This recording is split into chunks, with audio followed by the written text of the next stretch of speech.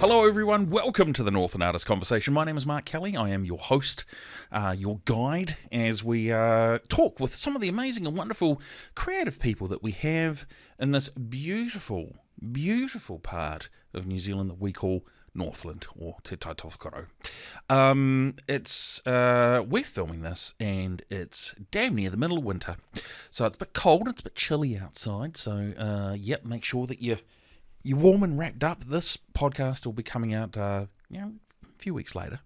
We've been focusing on having a bit of a unique month of May, and we decided to go through and have a bit of a retrospective of some of the amazing musicians that we've had on the podcast before, to celebrate New Zealand Music Month, and it's their 25th year. Which is very, very cool, and very stoked to be a part of that. And we actually got acknowledged by the New Zealand Music Commission as well. So, guys, thank you very much. I'm going to flick to my camera now. So today's guest is Sarah Marshall, and she is a photographer. Sarah is super cool. She's a full-time creative. There you go. It's an easy way to say it.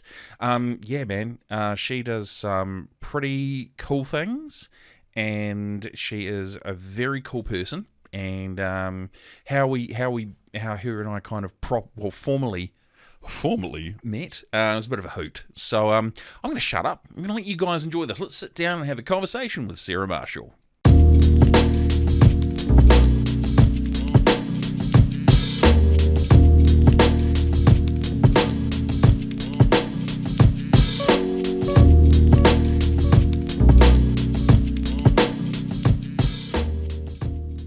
Started before the show. We did. We started inside. That was quite cool. Business. Yep. President business. Yep. All the secrets. Yeah. Dropping some inside knowledge there. Yep. I'll give you the formal introduction then. Yes. Sarah. Hi. Thank you for joining us on Northland Artist Conversation. It's wonderful to have you in here. We really appreciate it. You're welcome. Now, we've seen each other, not as in dated, but we've seen each other because of, it's Jiu-Jitsu, Jiu-Jitsu, Yeah, Brazilian Jiu-Jitsu, or Bush Jitsu, that's to be right. specific. Shout out to Brennan and the team. Yep, they're amazing. They are. So, disclaimer, I don't do the roles, but my daughter does, and your son does. Yes, so, that is correct. And I've seen you there doing some filming with him. That's correct. And I sort of knew of you and didn't really say hi because you were busy. But, not because I'm not better than anyone. Oh, okay, good to know. I'm okay, just. But I bet you didn't know this. So you may. Brennan used to play in drums in a metal band. Oh no, I didn't know that. Okay, cool. Yeah.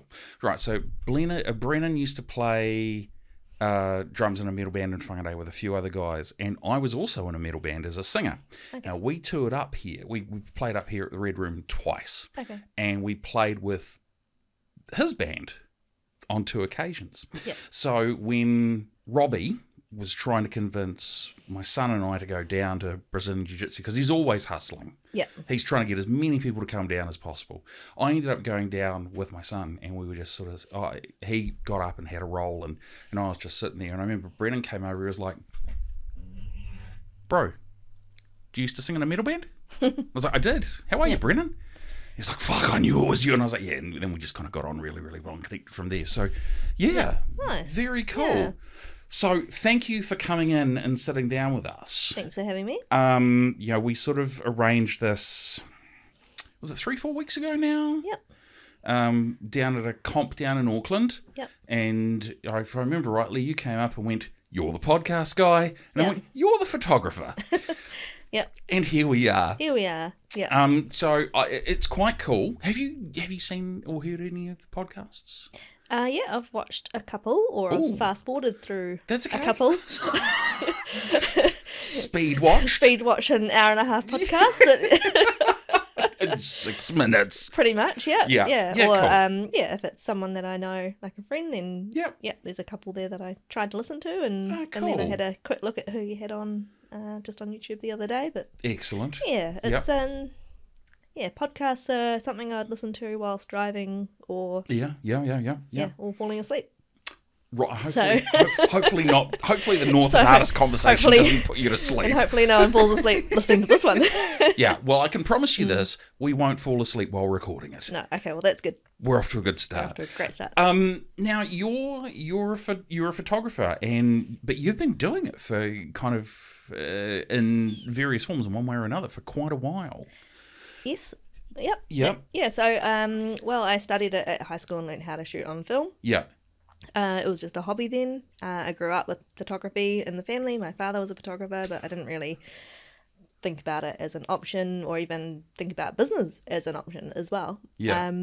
Went down a path of performing arts at high school. Really enjoyed that. So did I. Yeah. Quite enjoyed amateur theatre and all of that kind of thing. Yes, a lot of fun. A little bit tricky to make an income from it. Some might say that about photography as well, but here I am. Yeah. Okay, so let's talk about growing up and with Dad, because Dad was what type of photographer was Dad? He was family photographer. Okay, right. He might have done weddings, but mostly what I remember seeing is family portraits, and he had a studio where he'd make frames and canvases. Oh, wow. I think he had a studio in the building that's above the corner of Bank Street where Roosters and Bear and Loathing, so there's some flats up there. Oh, yes, there is. Back in the day, and he had a, I don't know, darkroom stuff in our laundry at one stage, and right. Yeah, so yeah, that was his career, and I didn't really even think about it as a career. It was just a hobby, and then it wasn't till I was a young adult that I went down that path. Was the household quite creative? I would say, yep, my mum's arty as far as like drawing. Okay, and my grandmother is arty as drawing. Yeah. I'm not so neither. Arty is in that regard. No. My brother can draw, and I've got two other siblings and they're not that arty, but yeah, there's a little bit of, I guess, entrepreneurship / artistic. So the art sort of environment was kind of around you from sort of a young age. I kind of went down that path on my own. Like I think, I think I got into speech and drama when I was like 12 or 13, just for confidence and things like that. And I think it just sort of progressed from there. Okay. And there wasn't like a huge push to be a doctor or anything like that. Okay, so it was sort of like, okay, well, if that's what you want to do, that's what you want to do. And it just sort of keep going from there. It's funny how it works, right? Because my mum and dad are not creative in any way, shape or form. Dad was he's retired now, registered valuer, and mum was office admin because she needed to work hours where she could be like at home when my brother and I got home from school. We were sort of encouraged to do well academically with the hopes of doing some kind of academic role. Yeah. How I've disappointed my parents. My brother, not so much. He works for Lands and Survey down in Wellington, or he did, but he does something to do with like architectural drawings and plans and like filing and archiving them and stuff like that. But he has got his LTCLs in violin. Okay. So he can compose, but he chose I'll go to university, I'm going to earn money and, study and stuff like that. I studied drama. Yeah, me too. Yeah. But money's nice as well. So it just depends on... Money's good. Money's good. Yeah. I had a couple of friends I went to high school with, and they tried to do the drama thing. Yeah. One of them ended up on an Instant Kiwi commercial and a role for two episodes in Xena. Another friend of mine had a 5-episode arc in Shortland Street. Okay. The Xena guy moved to England, and he looks after family trusts. Yeah. The Shortland Street guy is now a kitchen designer and in sales. They make good money. Yeah. Being an actor is quite tough. Yeah. It is. It's fun to do. It is. Yeah. It's cool to do during high school. If you really want to have a crack at it, You could always become like Milo Cawthorne. Yep. Who's done incredibly well for himself overseas. Now, you said that you did was it speech or drama for confidence? I think so. Like, I was quite young and I was probably quite shy, so it was, I think it was just like the beginnings of it, and then I just followed drama through high school and did photography in my final year of high school, and then I had a year off after that, and then did the diploma in performing arts at North Tech. Okay. And then started pursuing business and photography just a couple of years after that. While doing the drama side of things, were you still doing the photography behind the scenes stuff, or did you kind of put that on hold? Not in any way as in building a portfolio or a business, but I was the one that bought like a video camera to use as part of the creating of some of the unit shows. So it was always sort of an interest, the filming or the editing or the taking behind the scenes photos of the shows so I was always one with a camera in hand through high school, the film cameras, and nice. So it's been just a part of life, but then to turn it into a business is different from a hobby. Yeah, absolutely. Yeah. Well, this is the wonderful hobby. Expensive. It's a very expensive hobby, photography, so you want to make a certain amount of money from it. Yes. You're going to pursue it and keep buying things, and then if you've got a certain standard of what you want to deliver or how you want to deliver, for example, having a beautiful online gallery for clients instead of giving it to them in Dropbox, or making sure that you've got cloud storage and hard drives and backups and a good computer, because losing someone's photos would damage your career and not be fair on them. So it's there's a big difference between being a hobbyist in something and doing something for free or cheap, and people waiting, for example, months and months to get that delivered product because you're working a full-time job as well, as opposed to being a full-time photographer and turning around jobs really quickly and being available at a reasonable time frame. Yeah. When you were in high school, and you said you were always wandering around with a camera. Oh, not so much like that. School. I mean, had a point and shoot with me if I went out or something like that. You know, I didn't mean like I wasn't like the camera nerd taking the photos for the You had like an Olympus. Okay. For the end of year booklet, like you see in those American films. It wasn't like that. No. But you always had a camera on you, yeah. Like a point and shoot. Yeah. Do you remember what you had? Oh, it was like just a film point and shoot. So you just was it like a Canon or a Nikon or Olympus or I've always stuck with I can't remember what my first film camera was for studying photography, but they were film point and shoots, and I'd drop the roll off at Shirley's Photo Centre, and those were the days. And then you know, it wasn't like just putting them all up on Facebook. You literally printed off your photos from your camping trip or your party or something like that, and then you could rip them up if you didn't look good. I cut the negative and be like, no one shall ever see that again.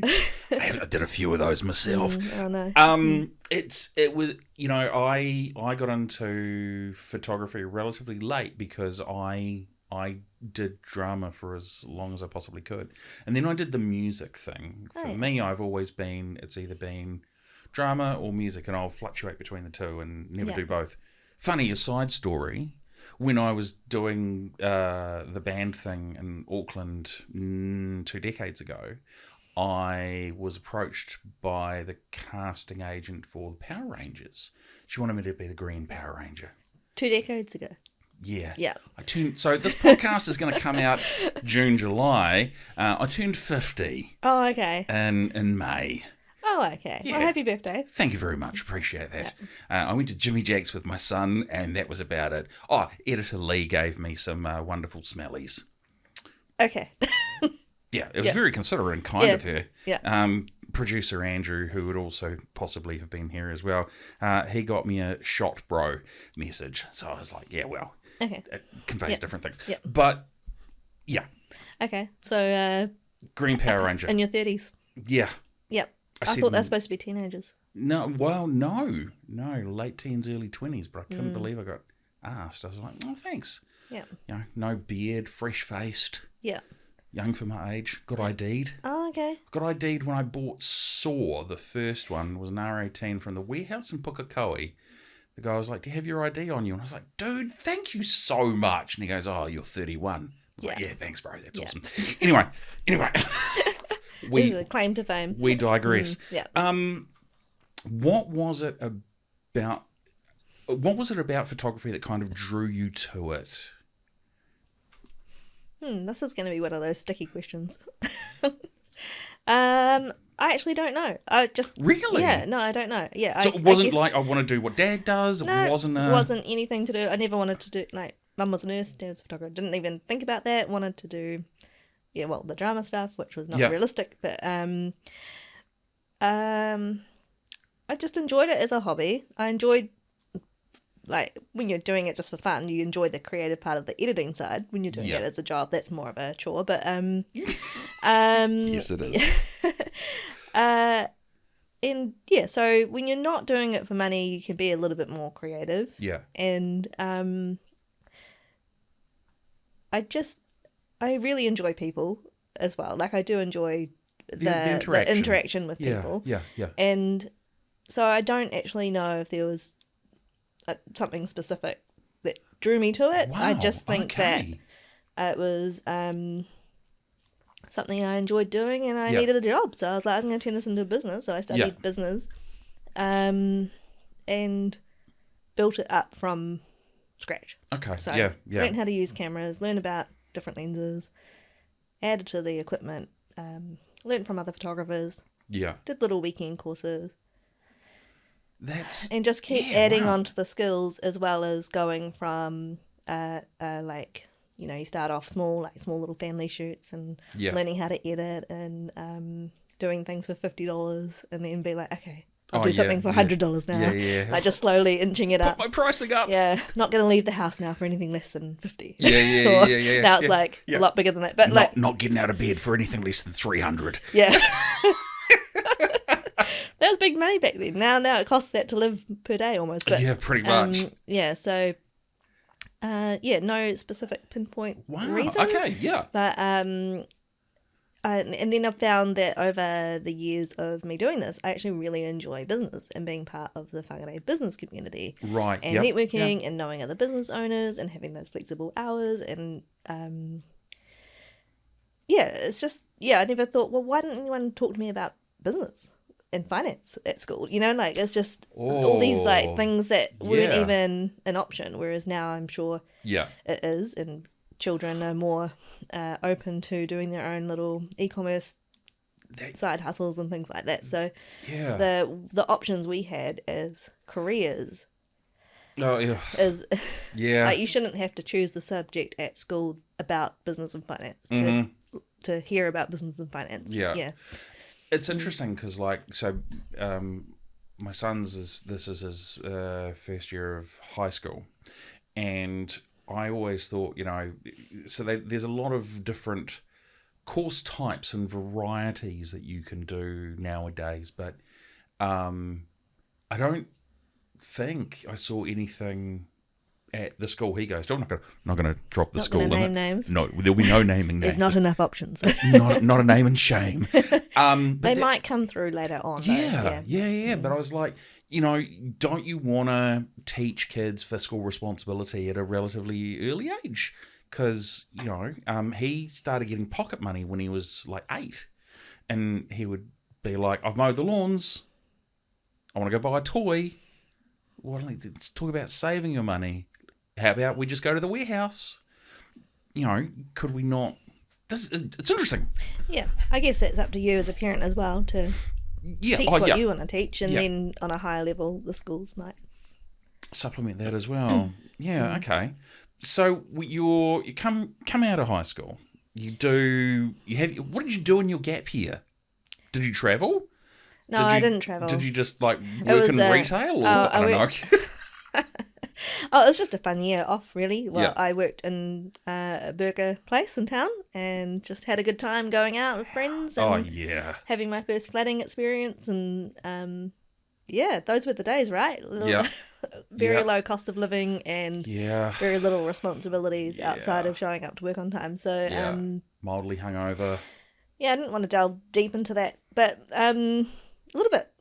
Yeah, a little bit. Like now I'm like, oh, what, a podcast at 8 p.m? Like, I know. What? But it's 7:34 now. I've got to wind down. 7:30 to, hey, that's late. Whereas like that.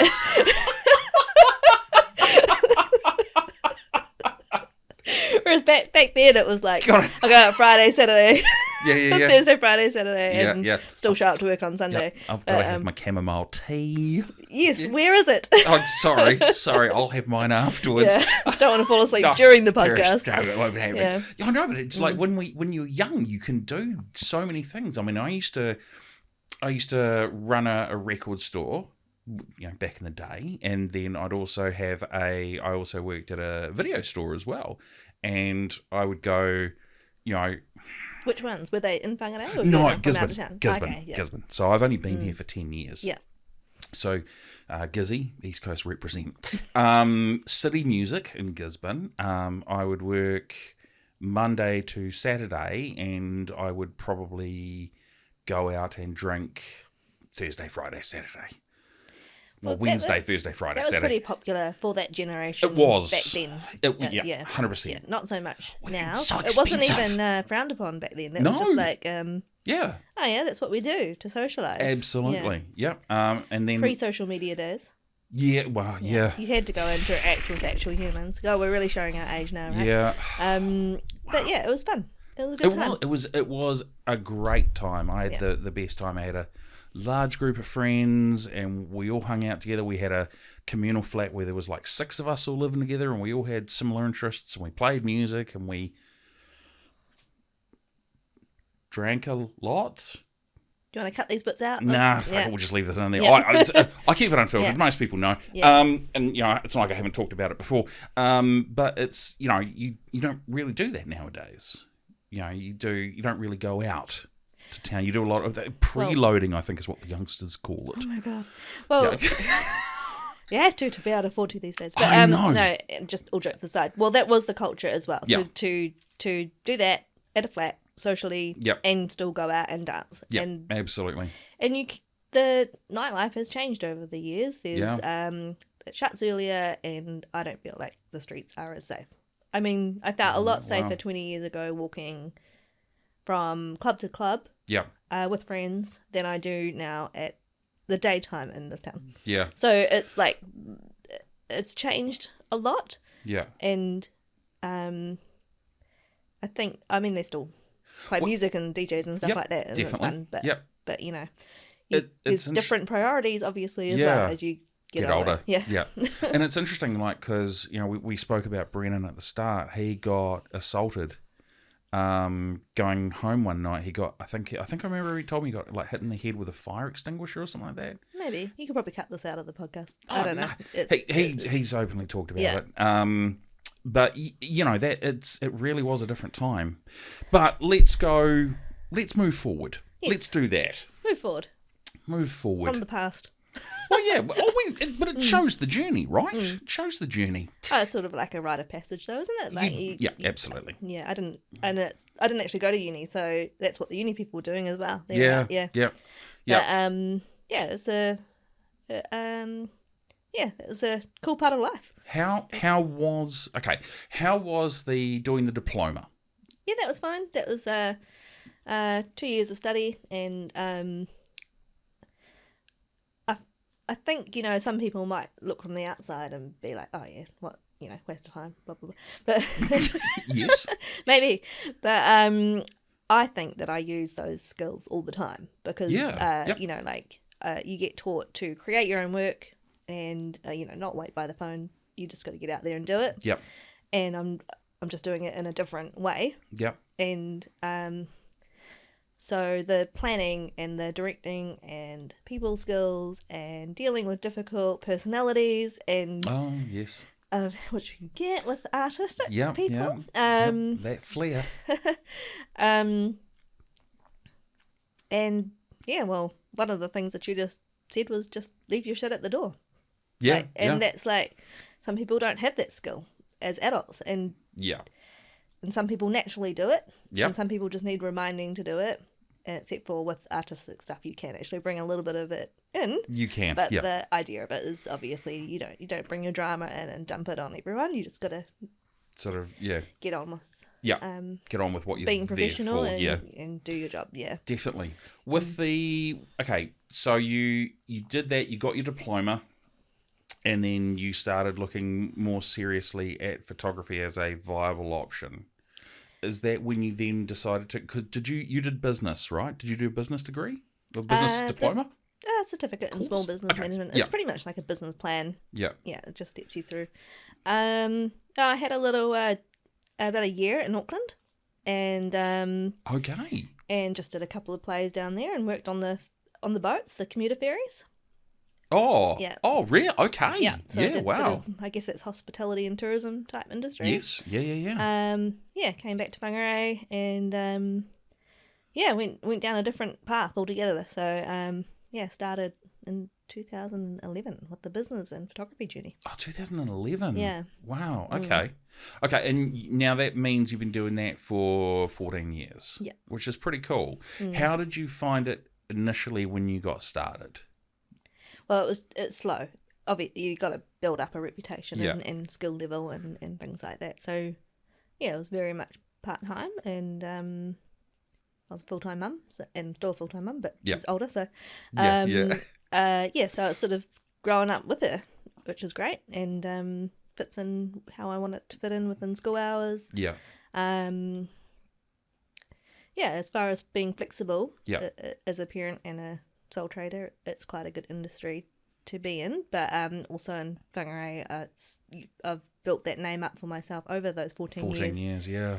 My first clients were friends from school, for their wedding or whatever, things like that, so it just sort of builds up from there. And then I've niched more into commercial and headshots, so the photographers that do that, there's not many of us, so that's quite a good path as well, because there's quite a few photographers that do families and weddings.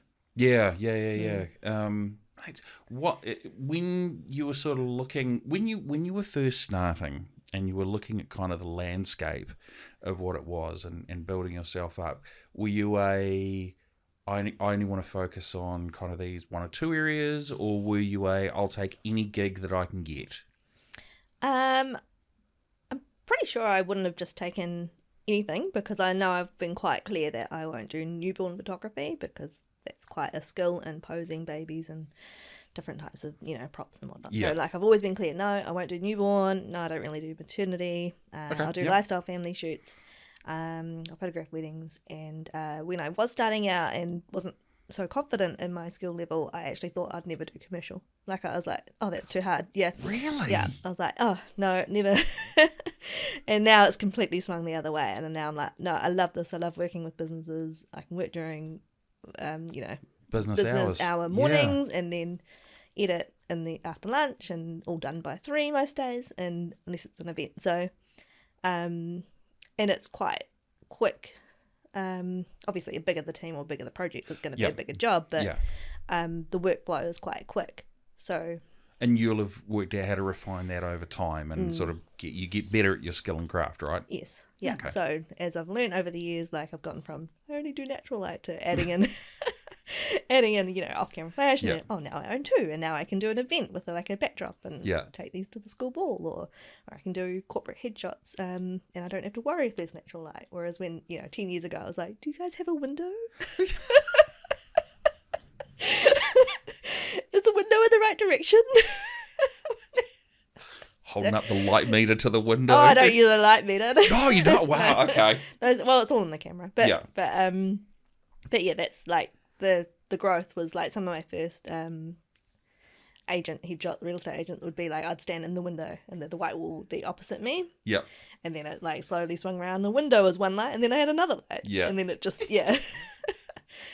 So it's sort of like you grow, and then your equipment grows, and your skill level and your confidence grows with you, because I think I did an off-camera lighting course years ago. Yeah. It was just like a group of photographers at a beach up north, another photographer showing us what to do with the trigger and one light. Like, it's so easy for me now, but back then I was like, what? Like like the technical stuff, adding on to the other technical stuff as well as posing people, anyone who's a professional photographer and knows this stuff is like, oh yeah, that's so easy. But when you're learning everything, seems overwhelming. Yeah, it's overwhelming, and so it took me years to actually implement it. Yeah, and actually start using it. How much time did you have to spend talking and learning from other photographers versus kind of just going fuck it and just learning by yourself? I was doing both at the same time. Right. So it was, yeah. So every now and again you'd get a tip or a trick from a photographer. Right, yeah. Just because you've gone to have a coffee with them or something like that. I think we're really lucky in Northland with the way artists support each other. Yes. And communicate and hang out. Yeah.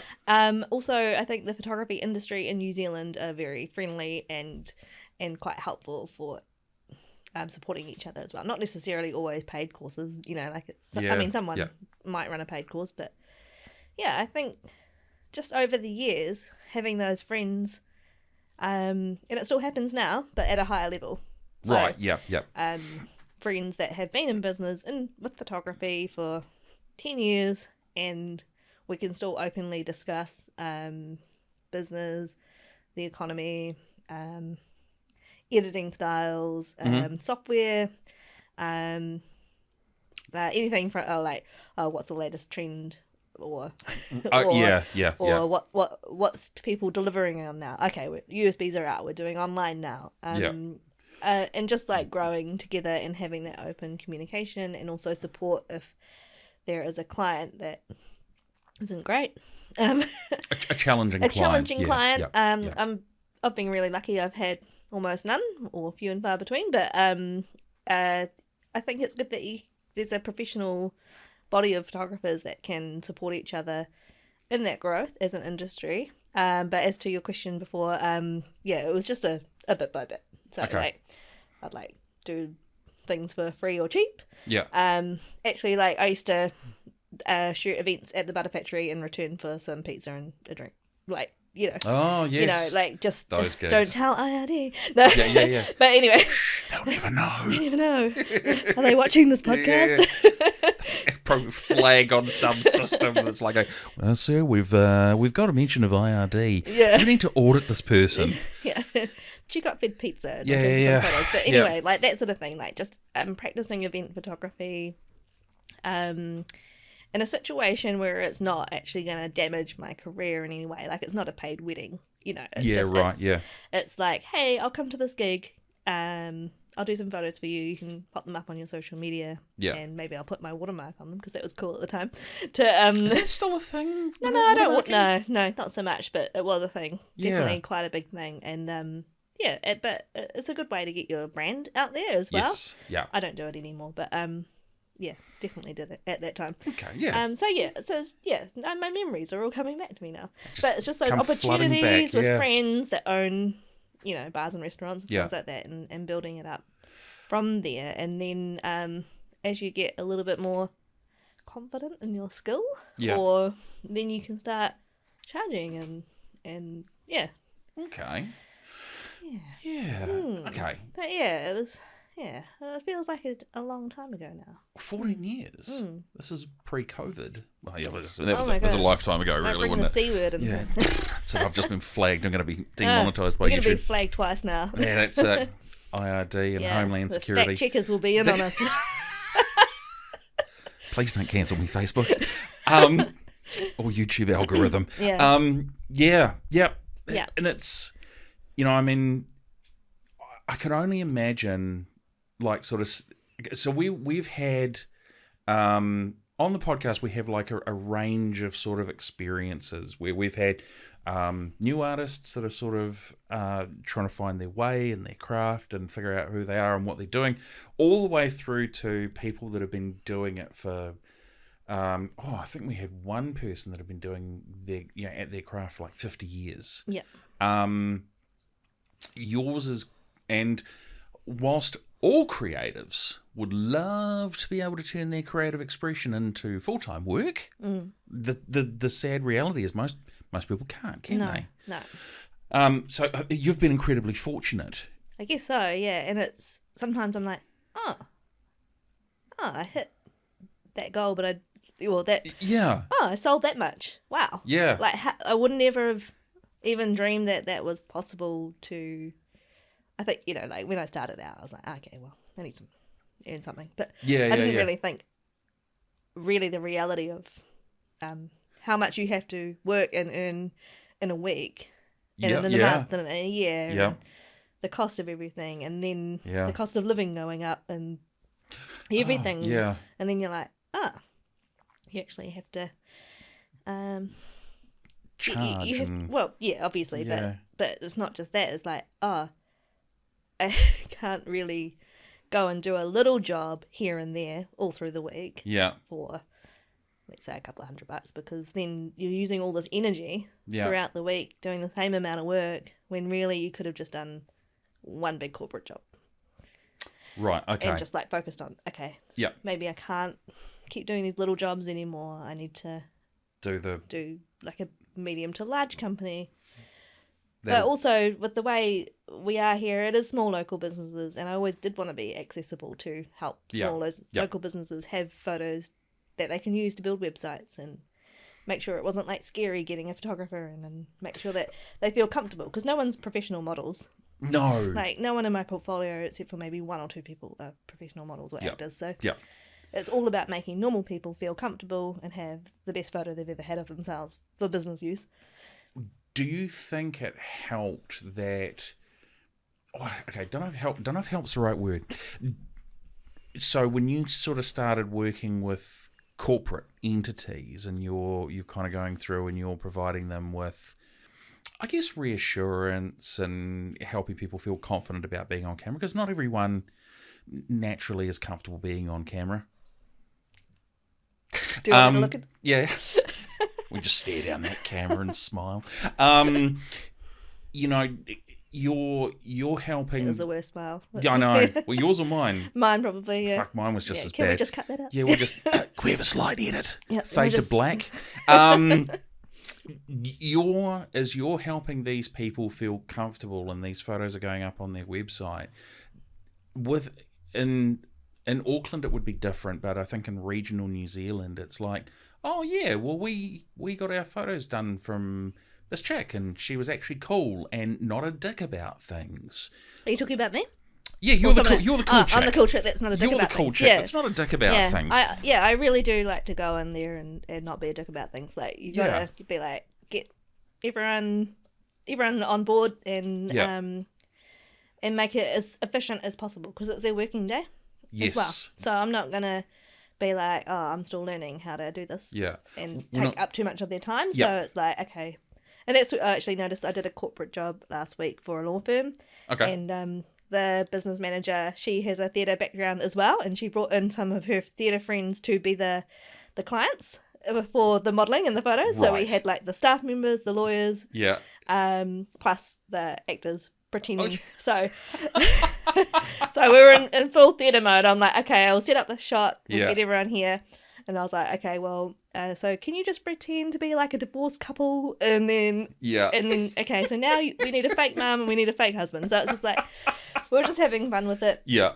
Everyone had a good time. Most people dread having their photos taken. And then had to do headshots as well. And then, the feedback was, this lady who hates having her headshots taken actually had a fun time. Really? So that is really cool, though. That is like the best feedback. Yeah. Especially for women who have had previous bad experiences, either in corporate, having a crappy headshot up on their team website, or just being a byproduct of the film era, where someone would take a photo of us and it would be really crap, and that was our photo with our siblings, and we forever thought that we were not photogenic. I remember those, because it'd be like the camera would come out, and Mum, when I was growing up, my mum and dad used to have like friends that would come over on like a Friday or Saturday night, and there'd be the odd photo of somebody like, the photo would be timed so badly. Yeah.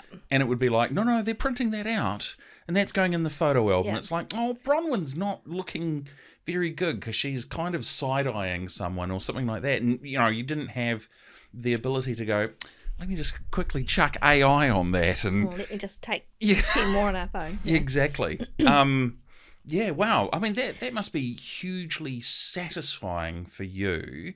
as the photographer, and that also must have a flow-on effect as well for the business side of things.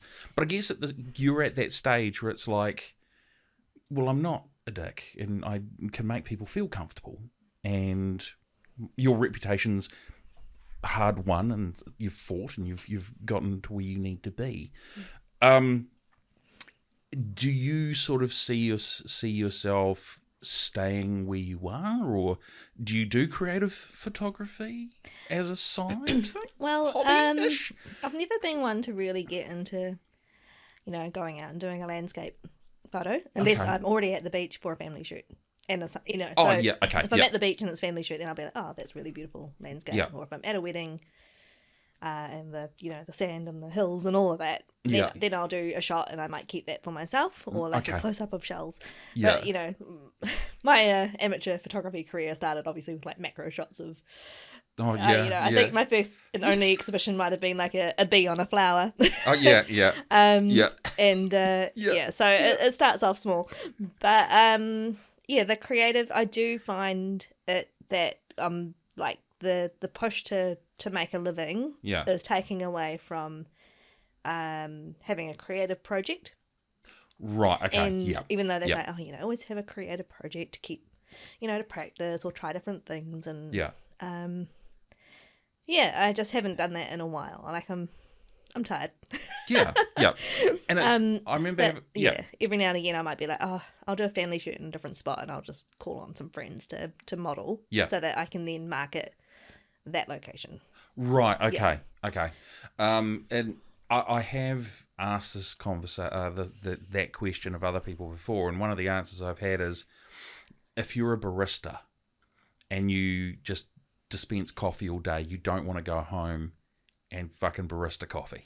Yeah. Or it's like a builder's house is never fully renovated or something like that. So, yes, I use my cell phone for for like family event. Oh, I don't know. Oh, well, actually, no. Christmas, I did have my real camera out, and I did do the 10-second timer thing, and I did get a nice family photo of us all. Yeah. But I don't tend to carry my gear with me. Yeah. Right.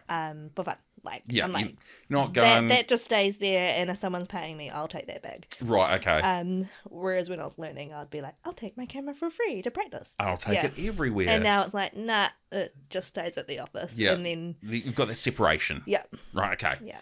Okay. Okay. So then, So do you have anything other than photography as your creative expression?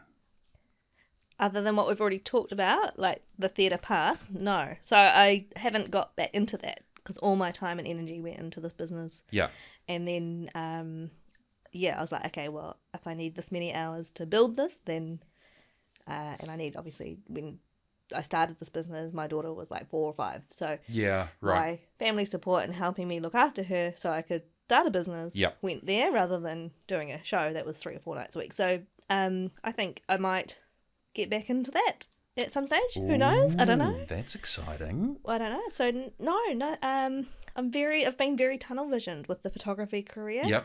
And whether there's longevity in that over the next 10 to 20 years, I don't know. And that's really scary because I don't have a retirement plan. But hey, I got this far. You did. So other than that, I enjoy going to the gym and going to cafes with friends and just hanging out with people.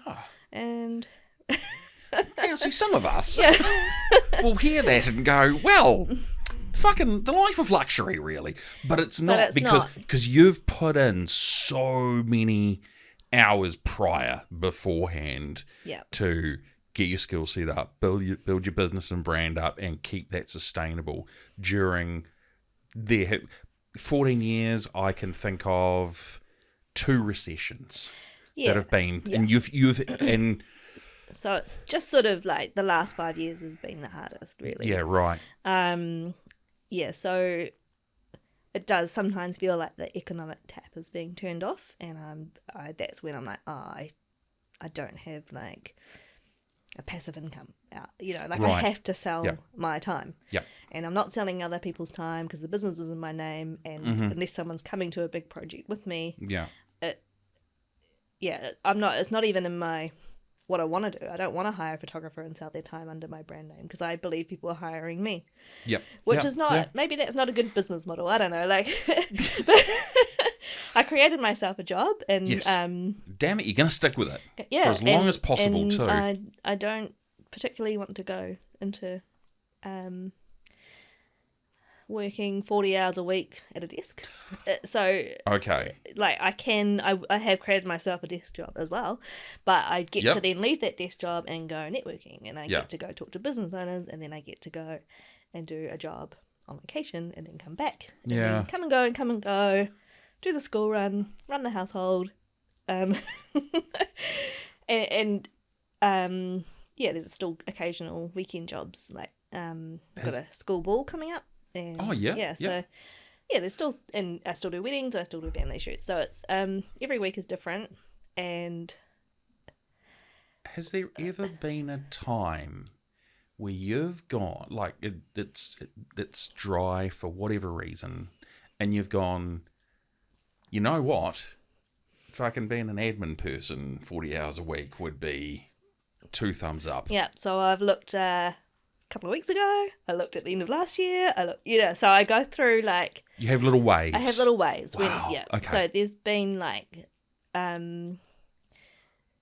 with the style of photography that I do, the turnaround's really fast. So someone will get in touch, we'll book it, it'll get done, it'll get delivered within maybe 2, 3, 4 weeks. Okay, Whereas right. with weddings, it's booked in advance. So I just have to rely that flow on effect and the word of mouth and referrals and Google and website and SEO and all that networking and everything just keeps bringing people in. Keep that pipeline as full as possible. Mm-hmm. But when it stops, there's been times like the Brindewans were shut for months. Oh God, yes, Government changes. Yep. The end of the financial year. Yeah. It rained for a whole year one time in the last 3 years. Yeah, we all remember those times. It's flooded twice. We've had a couple of cyclones. There's been some challenges. There's been huge challenges for small businesses. Well, probably large businesses as well, but who I interact with are small businesses, small to medium, service-based businesses. Yeah. So it's that's scary because I don't have another person to rely on for a full-time income. Right. So I have to, I guess, keep going. Yeah. But then when the economic tap does feel like it's turning off, like it's like, in a way, no fault of my own. Yep. But then again, maybe it is because I'm not doing extra marketing. But like let's say for example, it runs pretty well normally. Cool. And then something happens in the economy, and then it squeezes tight. Yeah, the tap just gets turned off a little bit, and then a bit more, and then okay. So let's say in those times when I've jumped on Seek. Yes. Yeah. And then I've been like, you gotta go. That's minimum. Okay. So that's 40 hours a week, 9 to 5. Yeah. No flexibility. No, $26 an hour. You could live on $800 a week if you didn't have a business.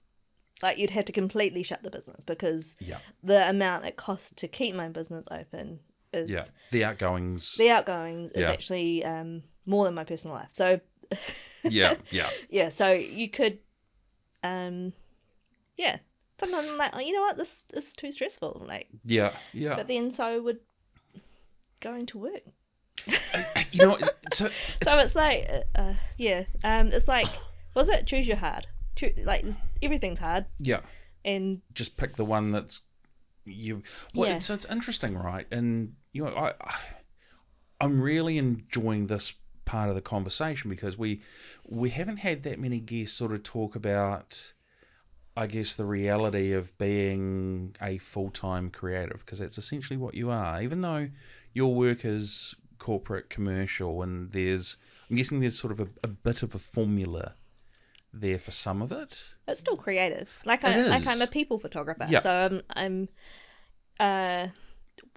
welcome you into the studio space, tell you what to do, give you direction, how to stand.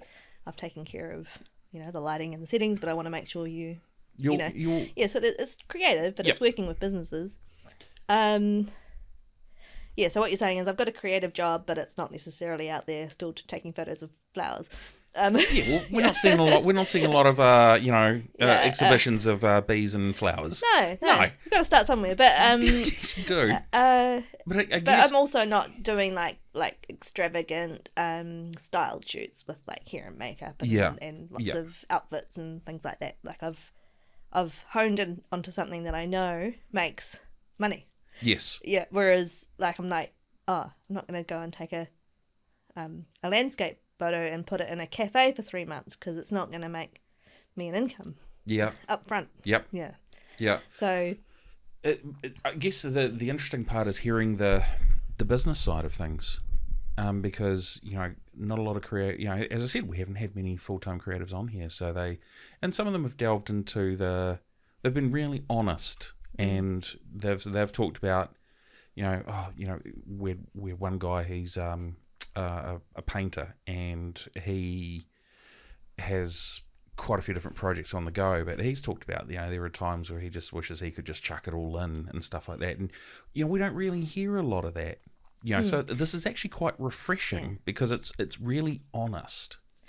Well, like when you're marketing a business, you don't want, hopefully I haven't, you don't want to, there's a reality that sometimes economic times are tough and you have to put your prices up and blah, blah, blah, or you might choose to go get a job there, and that's totally fine. But I don't talk about that sort of stuff publicly. Yep. And I think my success has been partly that I have been so tunnel visioned and not ever quit. Like I've just been like, okay, I got no other choice. Yeah, I don't have a degree in something to go and get. Yeah. Even though over the last 10 years, I'm like, actually, no, I've actually taught myself all of these skills. Yeah. Project management, business, blah, blah, blah. Yeah. So I'm probably more skilled than I think I am. But transferable skills, right? Transferable skills, but at the same time, let's say someone's looking for a marketing and admin person, I'll be like, TikTok, really? You know what I mean? Like they might prefer someone in their 20s that's really good at TikTok, or someone. Yeah. So it's like, okay, so I might have a lot of skills, but I don't have the exact skills that they're looking for. Right. So I'd still have to train. Yeah. And I don't think I'd want to openly talk about quitting, but the reality is sometimes it is tempting to look and see what jobs are out there, because I don't think it's different from anyone that has a full-time job, period, because if there are times where people, no matter what they're doing, will be like, is there something better out there? And that's why Seek and Trade Me and LinkedIn, that's why there's so many job opportunities, and why people bounce between jobs for whatever reason, and that's fine. For me, I guess it's just the tenacity and perseverance that you've had to actually just kind of stick it out. I think that's fucking admirable as. Well, thanks. You've, pardon the expression, you've really put your balls on the line and said, you know what, I'm going to, by hook or by crook, I'm fucking doing it. And you're a real testament to someone that's gone, well, not only am I going to turn a hobby into a part-time job, I'm going to turn it into a full-time job and an income where I am known for this as a photographer, and this is what I do. It's incredibly amazing, because you look at it, you did your drama degree and you were like, no, you're never going to make any money out of an actor, because I did the same thing. But then you've gone, okay, fuck it, I'm going to pick up a camera. And I think that's just amazingly cool. Thanks. It's, we get people that have had like real runs of luck and bits and pieces and stuff like that, but this is awesome. Yeah. This is great. One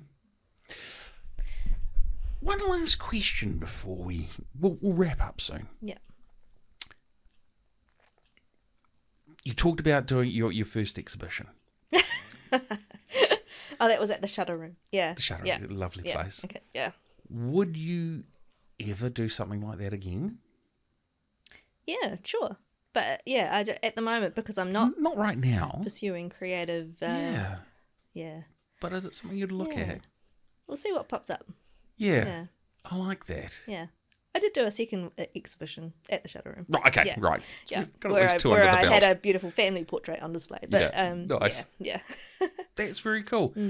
Sarah, thank you so much for coming in and sitting down with us. This has been, like I always say, I never know where these podcasts are going to go, and this one's just gone a completely different direction from what I was really? expecting. Yeah. But that's what makes it amazing. Yeah. And that's what's so cool about it is, we do have people that will listen to everything that we put out, and thank you to those people. Thank you, guys. Thank you very much. And we do have people that speed through podcasts. We thank them as well. You're welcome. Yes, of course. Yeah, I support. Yeah, hey, it's still a view. It is a view. It's a view. It's a listen. I'll fucking take it. So when I share this to my Facebook page, I'll be like, guys, can you just watch just a few seconds of it so that I get some views? We need at least 5 minutes. Oh, really? Yes. Oh, okay. Like consistently? Or can I jump through? No, it's got to be 5. It's 5 minutes in total. So if you jump through, that's fine. Yeah. But it doesn't count as a proper view unless we get 5 minutes. Oh, yeah. There's been a couple I've tried to watch, just like fast forward through to the juicy bits. Oh, yeah. Yeah. Well, yeah, there you go. Thank you for coming in, sitting down with us. We would love to have you back on when you do decide whatever your creative expression might be. Oh, okay, like career change or just whatever. Just whatever comes. Yeah. We would love to have you back on. All right, well, thanks. Thank you very much for joining us. Thanks, Matt. There you go, everyone. Sarah Marshall, photographer extraordinaire. Lovely lady, super cool. It was great to have her sit down and just chat, man. She's lived in Whangarei most of her life. Interesting. Okay. Editor Lee, kia ora. Feel free to join the conversation. What's up? Interesting. I always invite... Now I invite yourself or producer Andrew to sort of comment. What was the interesting thing that you got out of the talk with Sarah tonight? I think for me it was just like her talking about how she kind of not, it's not like she refused to, but she just didn't want to work a 9-to-5 job, and I can relate to that. She's like, no, I can't stoop that low. I can't be that girl. Stoop that low? She's like, basically, yeah. She's like, I can't do that. So she just like keeps powering on and keeps doing what she's got to do in order to avoid that situation from happening. Yeah, which is inspiring to me. Absolutely. I remember when we were sort of talking about it, and normally these podcasts kind of flow. They're more creativity focused, but this one sort of felt a little bit more business orientated, which was actually quite cool and very, very refreshing.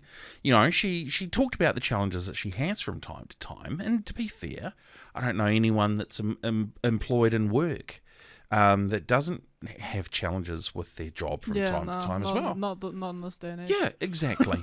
But she was just honest about them, and I was like, "That cool, good for you. That's really, really wicked." Good for her. Yeah, and it was. I think the big thing for me that I kind of got out of it, where she was talking about, she kind of made a decision where she went, "Well, I can either go from." Because she was working a job and doing the photography thing part-time, to then going, I need to do this full-time. Yep. And then just going at it. And actually taking that plunge and backing yourself to do that is very cool. Yeah, that's like a power move. It is. It is. It's like throwing down like a Super Powermon Pokemon card. Or Magic the Gathering. Or Yu-Gi-Oh! I don't know, I'm trying to sound relevant at the moment. I don't feel like I am. Shut up, leave me alone. It's a little bit. Okay, yeah. Magic the Gathering's still a thing. One of the guys at work told me about it, and he still plays it. Thank you. But it's a baller move where you go, fuck it, I'm going to back myself. And she went out there and she crushed it and still crushes it. To me, that is so incredibly impressive that you would do that, because I think a lot of people, I don't know about you, I think a lot of people have that fear. Oh yeah. Where it's like going to the me. It's like taking themselves to the next step. Yeah. And that's it's pretty crazy. It gives me a sense of comfort hearing other people talk about it. Yeah. It's like, okay, so I can do it. You could absolutely if I wanted to. Yeah, definitely. So yeah. Yeah. So yeah, very cool. Yeah, thanks. for sharing that, man. That's wicked. I'll get you to mute your mic now. I'm going to do my big spiel. Thanks, pal. Just turn the mic off. Off. There we go. And the volume's down. Good stuff. Anyway, I'm kidding. I'm being a dick. Where can you find more of these amazing podcasts and conversations that we have with people? I'm going to quickly go through everything for you guys now. It's always super cool. You can find us for the visuals on Facebook, Instagram, and YouTube, all Northland Artists Conversation. And you can find us on audio, which is Spotify, Apple Podcasts, and YouTube Podcasts, all Northland Artists Conversation. Actually, the cheats way is if you just go to Google, I kid you not, go to Google or your web browser of choice, whether it be Opera or Explorer or Edge, and just go to that type of Northern Artist Conversation. You'll find us. Top results. We're all there. And just pick. But have fun. Listen. We've had over 100 podcasts now. We're really, really, really proud of that. And there's something out there for everyone. So thank you very much for supporting us. But if you also would like to be a guest on the podcast, or you know someone that would be an amazing guest on the podcast, or if you've been on the podcast before and kind of want to come back and talk to us about what's going on, we'd love to hear from you. So you can email us hello@northernartistconversation.co.nz. Super easy. Or just message us through our social media pages as well. Facebook and Instagram, or even just leave a comment on a YouTube, and someone will reach out to you and we'll make contact. But thanks, guys. I'm going to flick to the wide camera now. Editor Lee J, what editor? Sorry, I keep saying Editor Lee J. It's just Editor Lee now, isn't it? What have you got? Have you got anything like cool and creative going on? Because you've been doing these amazing reels that you've been putting up on your own personal channel on Instagram. Yes, I know. I'm gonna really throwing you on the spot at this point. Stalker, no. What? No. They just come up. It's like stalker. It's workplace harassment. Well, I mean, I go through like periods where I like do a whole lot of stuff. Yeah. You know, it just depends on where I'm at. Yeah. There are some stuff I want to do, but it's just like I'm in the planning process at the moment. That's cool though, man. Yeah. Well, hey, maybe we get you back in the chair when you've got some cool things up and running again. Yeah. Yeah, I feel like the summertime is where I tend to have a lot more inspo because more daylight hours. Yes. So I can film more at night. Yeah. Stuff like that. Absolutely. And it's not freezing. Yeah, and it's winter. We kind of a lot of us tend to. I filmed at night in winter before, and it's like, oh man. Like I remember being on set once, and like we were throwing blankets on the actors, and I'm just standing there like shivering, dying. I'm like, what about me? I'd like a blanket, please. Yeah. So I know, but yeah. I'll definitely I have some stuff on the way. Cool, man. Yeah. That's groovy. That's awesome. Very cool. Stay positive and stay creative, man. She didn't know that was going to happen, but anyway, that's kind of what we do around here. Hey guys, thank you so much for making it all the way through. My name's Mark Kelly on behalf of Editor Lee, producer Andrew, engineer Steve. Thank you so much for joining us on the Northern Artist Conversation. We will see you guys real soon.